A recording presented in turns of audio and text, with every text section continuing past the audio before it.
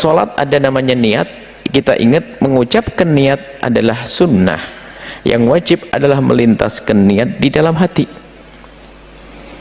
Sudah dibahas masalah ini. Sholat duhur misalnya, bacaan niat sholat duhur sendirian, usolli fardhu dhuhri arba' raka'atim mustaqbilal kiblati adaan lillahi ta'ala.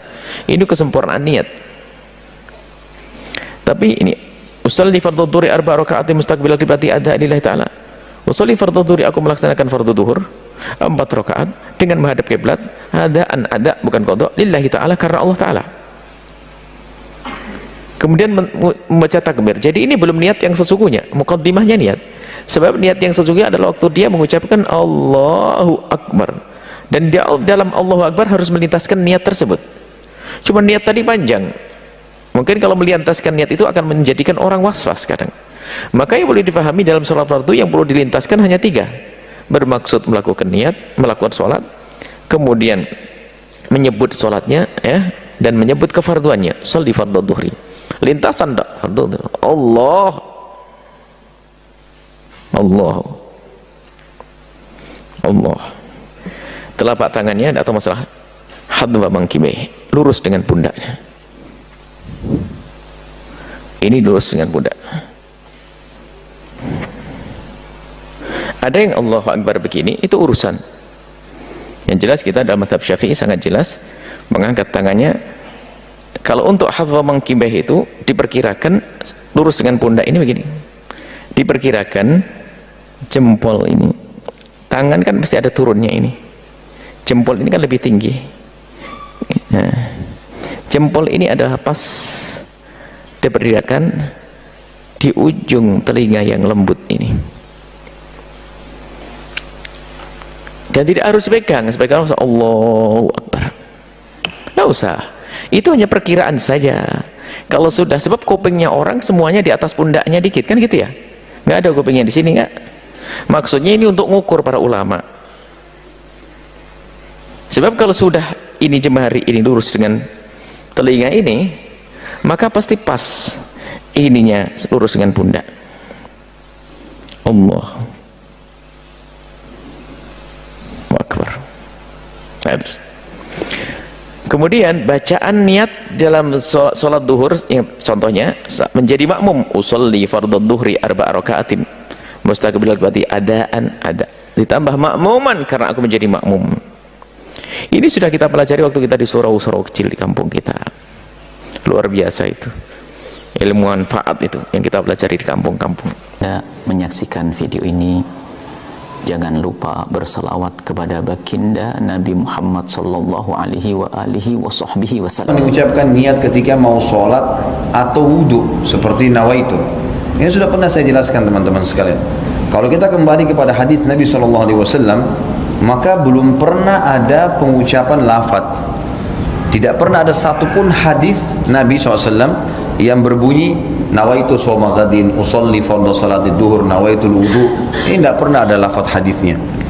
Dari mana ini? Ini dari teman-teman kita yang menisbatkan diri kepada mazhab Syafi'iyah di Mesir, tepatnya di Al-Azhar. Disusunlah, mereka mengatakan niat itu harus, ya, supaya orang itu tidak lupa dan jelas dia ucapkan dengan lisannya. Lalu disusunlah niat-niat itu. Kalau mau sholat, sholli fardhu salatid duhur, nawaitu shoma ghadin untuk puasa, nawaitul wudu'a, dan seterusnya. Ini semua disusun. Mereka pun mengatakan dalam buku-buku mereka, ini adalah niat pelengkap, bukan niat asas. Niat asas dalam hati. Kalau ada seseorang mengucapkan dengan lisannya nawaitu shoma ghadin usolli fardhu salatid duhur, tapi hatinya enggak niat sholat, enggak diterima. Tapi kalau ada orang niat dalam hatinya memang mau sholat duhur dan dia lupa ucapkan usolli fardhu salatid duhur, diterima sholatnya karena asas niat adalah hati. Ini pendapat yang menisbatkan diri kepada Syafi'iyah, adanya niat dengan lisan tapi itu pelengkap, bukan itu asas. Bukan itu asas, gitu kan. Kalau jumhur ulama, Imam Ahmad, Imam Malik, Imam Abu Hanifah mengatakan tidak ada niat kecuali dalam hati. Seperti contoh, Bapak Ibu tadi mau sholat isya, begitu iqamah kita berdiri di shaf. Bukankah dalam hati kita sudah niat mau sholat isya? Kan tidak mungkin sholat maghrib, nggak mungkin sholat subuh, nggak mungkin. Sama pada saat kita berdiri di shaf belakang jadi makmum, ada imam, kita di belakang, bukankah sesuatu niat jadi makmum? Bukankah tadi imam kita pada saat maju di tempat imamnya dia sudah niat mau jadi imam dalam hatinya? Ya itulah niat sholat. Dia tidak perlu mengatakan makmuman, imaman, yang sudah jelas-jelas jadi makmum dia. Sudah jelas-jelas dia begini, dia mau sholat duha, dia berdiri mau sholat duha, tidak mungkin dia niat sholat duhur. Itulah niatnya. Dan ini yang dikatakan oleh para jumhur ulama, bahwasanya niat tidak perlu dengan lafaz, karena belum pernah ada dinukil dari Nabi SAW seperti itu. Satu-satunya yang disebutkan dan didengarkan oleh para sahabat itu adalah waktu Nabi SAW menyebutkan niat haji dan umrohnya. Itu pun ada sebagian ulama yang mengatakan itu bukan niatnya, itu termasuk dalam talbiyahnya. Tapi beliau mengatakan labbaik Allahumma umratan. Ya Allah, aku niat aku menjawab panggilan umrahmu. Labbaik Allahumma hajjan, ya Allah saya jawab panggilan hajimu, gitu kan. Jadi Allah alam, yang saya melihat pribadi, saya melihat dari apa yang telah dituliskan para ulama ini, kita kembali kepada jumhur ulama yang mengatakan tidak ada lafaz niat, karena dalam pemahaman pun ini bukan dari Imam Syafi'i ya, dari pengikut Imam Syafi'i yang datang setelahnya ya. Karena Al-Azhar ini ada jauh setelah Imam Syafi'i, jauh. Imam Syafi'i tahun berapa? Tahun 204 meninggal dunia, gitu kan. Sementara Al-Azhar ini ada tahun berapa gitu ya. Jadi sudah jauh. Makanya datang pengikut-pengikut yang menisbatkan diri lalu kemudian memasukkan dalam sebuah madhab. Allahu alam. Dari awal, kalau itu bisa, maka itu yang paling utama tanpa harus melafadzkan. Kesimpulannya satu, pertama, melafadzkan niat itu bukan niat, tapi hanya membantu menguatkan niat. Jadi bagi yang mengamalkan melafadzkan usolli dan sebagainya, mohon maaf, jangan dipahami lafadz itu sebagai niat. Yang kalau tidak usolli tidak sah sholatnya. Itu salah cara berpikirnya, keliru. Karena melafadzkan itu bukan niat. Jadi kalau anda bermakmum di belakang imam yang tidak usolli, jangan disimpulkan imamnya tidak sah sholatnya. Imamnya kemudian mulai menghadap kiblat, lalu bertakbir, Allahu Akbar, menyimpang, tidak usolli. Kenapa? Karena umumnya tidak berkata saya akan sholat, dia cuma berkata Allahu Akbar. Usolli itu kan saya akan sholat, dia tidak berniat tuh, tidak usolli, dia hanya Allahu Akbar. Dia lupa kalau sholat dibuka dengan kalimat Allahu Akbar. Niatnya di dalam hati. Siapa yang bilang? Nabi yang menyampaikan itu. Contohnya Imam Asy-Syafi'i bahkan menuliskan dalam kitabnya. Jadi begitu mengatakan Allahu Akbar, hatinya mengiringi dengan niat. Jelas? Yang kedua, lafaz ini sebetulnya tidak diatur dalam kalimat-kalimat yang khusus. Ya, kenapa? Karena dikaitkan dengan ibadah yang dikerjakan. Karena itu sepanjang lafadznya ada untuk menguatkan, silahkan. Makanya orang Arab pakai bahasa Arab. Sholli fardhas subhi, ya kan? Rak'ataini mustaqbilal qiblati, imaman lillahi ta'ala, Allahu Akbar. Arab. Di hatinya juga begitu. Jelas ya? Nah, tidak ada lafaz yang khusus. Jadi kalau anda nanti yang misalnya berbeda pendapat dengan yang ini, mengatakan itu kan lafaznya tidak ada dari Nabi. Emang nggak ada. Mau dicari sampai kiamat kurang 2 hari juga akan ketemu. Akan ketemu. Karena lafaz ini dibantu menguatkan niat. Apa itu dihadirkan sesuai dengan kondisinya. Apa yang di hati itu yang dikeluarkan. Bahkan kalau anda ingin ucapkan dalam bahasa Indonesia pun sah. Karena belum masuk sholat. Sholatnya dibuka dalam takbir. Niatnya di hati. Anda ingin kuatkan. Duh Gusti. Ya. Abdi badai sholat subuh 2 rakaat. Nyuhunkan khusyuk ya Allah. Sebagai makmum lillahi ta'ala. Allahu Akbar, hati mengikuti, kemudian bertakbir, sah salatnya. Jangan katakan itu tidak sah karena nggak pakai usolli. Itu bahasa Arabnya usolli. Kan fardhu subhi rak'ataini mustaqbilal qiblati ma'muman lillahi ta'ala. Paham di sini? Jadi kalau kita menguasai banyak bahasa juga enak, gitu kan? Bahasa Arab kuasai, bahasa Indonesia pahami, bahasa Inggris itu kan kuasai, bahasa Jepang, bahasa Sunda, hebat. Di terjemahan bisa berbagai bahasa. Die hard, hesepae. Die hard tu can pae kene. Die hard tri tu pae. Misalnya. Kalau pakai bahasa Indonesia kan nggak enak, gitu kan? Itu biasanya kan banyaklah, tapi juga tidak semua amalan, tidak semua amalan menggunakan bahasa lokal, nggak bisa. Sholatnya kalau sudah masuk takbir nggak boleh pakai bahasa selain Arab, nggak bisa. Karena itu langsung diberi petunjuk langsung dengan lafadznya, bahasa nabinya. Awas, bahasa nabinya, lihat, sallu kama ra'aitumuni usolli. Salatlah kalian seperti melihat saya salat. Bagaimana caranya? Saat dimulai dari awal sampai akhir ikuti Nabi. Di luar kasus yang terjadi pada zaman Nabi, silahkan di luar sholat boleh, tapi dalam sholat tidak, karena semua bacaan masih sama dengan Nabi.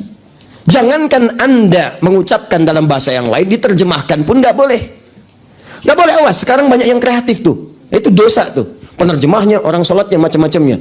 Ini ada imam sholat, sampingnya penerjemah. Bayangkan, apa Allah nggak paham dengan bacaan Anda? Yang lain bisa, kenapa cuma Anda yang nggak paham dengan bacaan itu? Allahu Akbar, Allah Maha Besar. Bayangkan, saya nggak kebayang kalau yang nggak bisa bahasa Indonesia dibawa ke daerah pedalaman di Sunda, diterjemahkan sama Sunda. Allahu Akbar, Gusti Anu Agung. Betawi yang nggak bisa bahasa Indonesia, Allahu Akbar, Tuhan gua gede. Kacau ibadah itu, dan itu nggak benar. Itu nggak benar, hilangkan coret yang seperti ini. Paham sampai sini?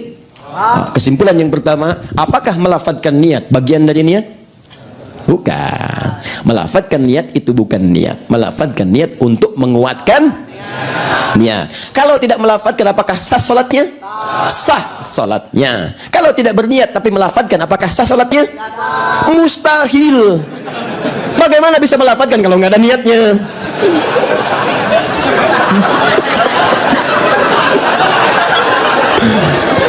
Ini belum lihat sudah menyimpulkan hukum. Yang ini menyimpulkan hukum pada sesuatu yang kita tidak pahami. Di pertanyaan yang salah itu melahirkan jawaban yang seperti ini. Pertanyaan sudah keliru, kalau orang salah nanya nggak usah dijawab. Saya ulang, apakah ketika tidak melafadzkan sah sholatnya? Sah sholatnya. Apakah kalau tidak berniat kemudian kita melafadzkan sah sholatnya? Tidak. Sah sholatnya, mustahil seseorang melafadzkan kalau tidak berniat. Itu cerna dengan baik. Cerna dengan baik. Cerna. Jangan tersesat walaupun di jalan yang benar. Ya. Awas. Hati-hati. Hati-hati. Itu pertanyaan kurang tepat. Karena mustahil orang melafadzkan kalau nggak ada dalam hatinya. Semua yang dilafadzkan itu ada dalam hati. Akad nikah karena ada gejolak di hati keluar dalam bentuk lafadz. Ankah tukah, saya nikahkan, saya kawinkan engkau dengan putri saya bernama si Fulana binti Fulan dengan mas kawin misalnya gelang emas sebesar 2 kilo dibayar tunai. Ya? Dijawab. Ya. Saya terima nikahnya saya terima nikahnya si Fulana binti Fulan dengan mas kawin yang bersangkutan, ya, atau dengan mas kawin yang tersebut dibayar ngutang misalnya. Atau bayar tunai. Itu kan di hatinya keluar dalam bentuk lafaz. Sama syahadat juga begitu disebutkan di lisan tembusnya kan ke hati. Dari hati yang paling dalam aku menyampaikan apa yang aku rasakan. Ya, kita sampaikan cinta kita bersama di dalam lisan dan kita tuliskan dalam buku kita nikah kita yang jadi pegangan. Jadilah BPKB, buku pernikahan kita berdua. Catat. Itu luar biasa. Apa hubungan dengan niat? Cari aja.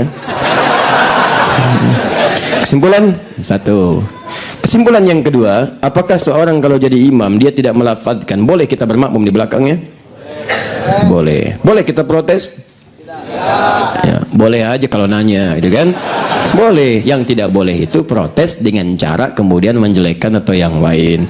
Kalau makmumnya di belakang imam yang melafadzkan niatnya, boleh? Oh, kenapa jadi pelan? Boleh.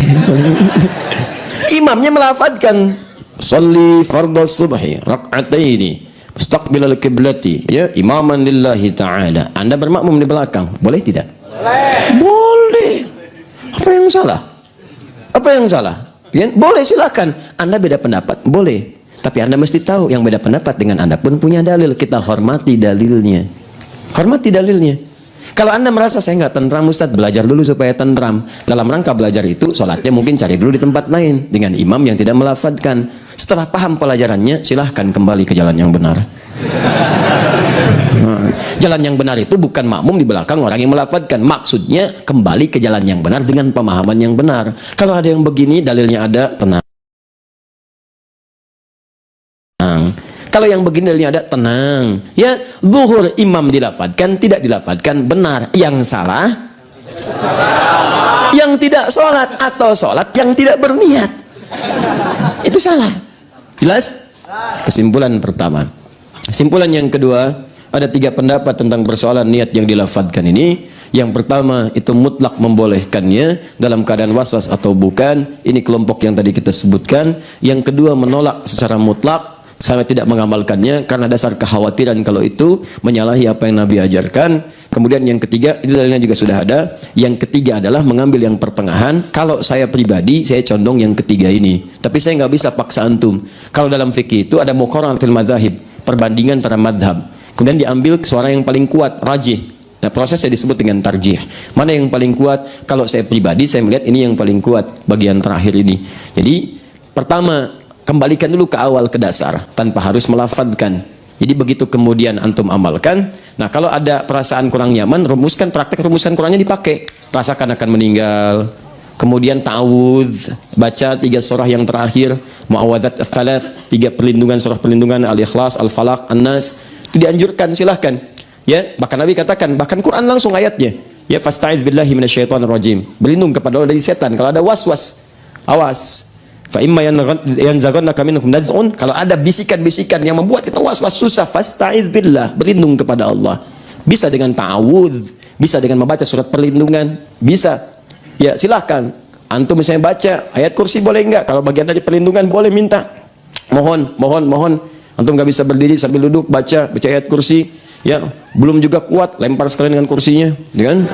Terus dan seterusnya, kuatkan maksimal, rasakan akan wafat, ya. Nah, kalau kemudian nggak susah, nggak bisa ini itu harus diucapkan misalnya untuk menguatkan niat, maka silahkan ya ada pendapatnya untuk diamalkan. Ini yang saya kira termasuk pembahasan yang kita bisa utarakan. Kalau sudah begini, nggak usah dibahas lagi. Apalagi yang paling tidak menyenangkan adalah yang nggak ikut kajian pun ikut bahas di komen-komen, terus berselisih lagi. Wah, ini bukan bermanhaj salafus saleh. Wah, ini manhajnya rusak. Ini menyimpang. Ini ketentuan begini. Sudahlah, akhi, mau sampai kapan begitu? Sudah, kita perbaiki diri saja dengan baik. Jangan sampai dapat pahala tapi dihilangkan lagi. Kasihan. Bahkan yang paling berbahaya itu sudah punya pahala, pahalanya hilang, dosa orang diambil juga. Itu muflis. Ada hadisnya. Kalau saya sih tidak ada masalah. Kalau ada yang kurang tepat, saya kan pribadi yang sangat terbuka.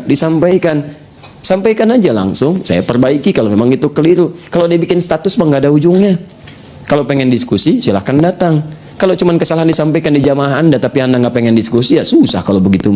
Ustadz itu menyimpang, jangan diikuti. Begini. Ya, saya ajak diskusi nggak datang. Gitu kan? Saya tawarkan duduk nggak mau. Gitu kan? Semaunya apa? Saya ajak minum teh nggak mau. Saya tawarin umroh juga nggak mau. Semaunya apa? Gitu kan? Nah, itu kan susah kalau begitu. Ya sudahlah gitu kan, saya mah apa tuh, ya. Ya, kita doakan saja, sudah doakan. Dan Anda jangan ikut-ikut mencela. Saya jangan mencela. Kenapa Anda mencela? Nggak usah dicela, sudah nggak usah dicela. Kita saling memaafkan saja, kita maafkan. Kalau dosa kan tahu masing-masing. Gini, memaafkan itu nanti Allah akan lapangkan hati kita, nggak akan difikirkan lagi oleh kita. Jadi kalau kita sudah maafkan, ditutup oleh Allah apa yang kaitan kita dengan dia. Jadi kita tuh dilapangkan, nggak mikirin dia. Tapi sebelum dia minta maaf, maka terus akan menyelimuti perasaan dia dan terus menggulirkan dosa dalam dirinya. Jadi kalau Anda berselisih dengan orang, maafkan aja, nggak ada ruginya memaafkan orang itu. Sebelum dia minta maaf pada Anda atau bertobat kepada Allah, maka dosanya terus mengalir sampai kembali kepada Allah. Kalau Anda sudah nggak ada kaitan lagi, dia nggak ada ruginya. Nah, maka dari itu sudah buka hati, wal afina anin nas, maafkan. Saya pun tidak akan marah, nggak apa-apa. Kalau benar kita koreksi, dan jangan mau kita kemudian mempertahankan kesalahan. Itu nggak bagus. Mempertahankan kesalahan sama dengan menutupi kebodohan yang memang sudah tampak. Ya sudah, mau apa lagi, capek, perbaiki, dan jangan malu.